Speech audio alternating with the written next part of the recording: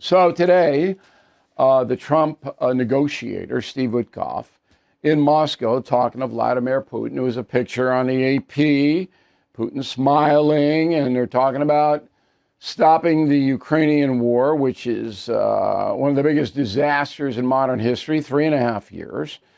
About 1 million Russian soldiers killed or wounded, about 400,000 Ukrainians, same.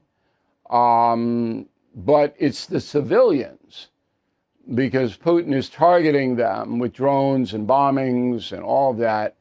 And so he has been named a war criminal by the International Criminal Court in The Hague, that's in the Netherlands. Okay, this is only the third time in history that the leader of a nation has been designated a war criminal. So Putin can't go anywhere because there's arrest warrant out for him. He's got to stay in Russia. He's the richest man in the world, as you will see if you read my upcoming book, Confronting Evil, out September 9th. We go into Putin in great detail. But anyway, Donald Trump, President of the United States, trying to get this Ukraine thing under control, and Putin won't cooperate. So what do you do? What do you do? It's almost like Japan at the end of World War II. So this is the anniversary of the atom bombs on Hiroshima and Nagasaki. The Japanese knew they lost the war. They couldn't possibly win the war.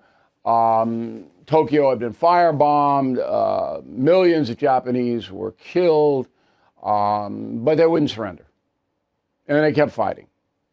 And the United States didn't want to invade the island because I would say hundreds of thousands of U.S. soldiers and sailors would have been killed, including my father, who was on the way to Japan.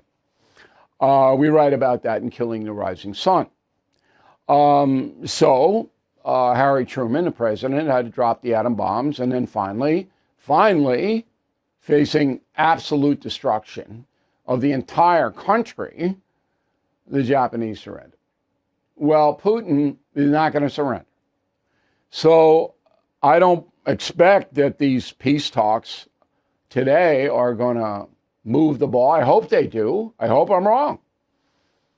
And then Donald Trump's going to have to slap onerous tariffs and economic sanctions against Russia, which he should have done a while back, in my opinion.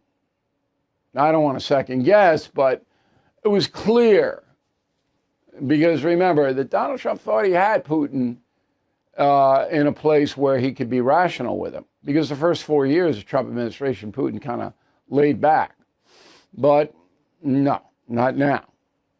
So we do expect that these sanctions, which will cripple the Russian economy, but here's the kicker. Putin doesn't care. Doesn't care if his people die. He's lost 1 million people, killed or wounded in Ukraine for what? Does Russia need Ukraine? No. Doesn't need it. Doesn't give them anything. In fact, if they take it over by force, there'll be ongoing guerrilla war there. Ukrainians don't want to be Russians. Okay, so Putin doesn't care. Starve his people, okay.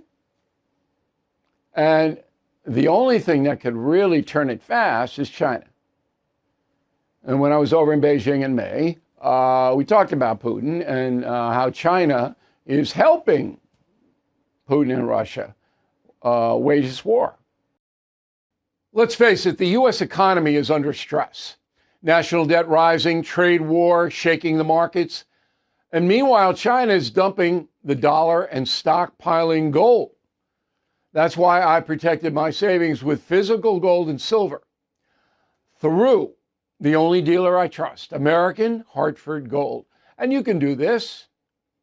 Get precious metals delivered to your door or place in a tax-advantaged gold IRA. They'll even help you roll over your existing IRA or 401k, tax and penalty free. With billions in precious metals delivered, thousands of 5-star reviews, and an A+ from the Better Business Bureau, you can trust American Hartford Gold as I do. Please call 866-501-5201 or text BILL to 65532. Again, that's 866-501-5201 or text BILL to 65532.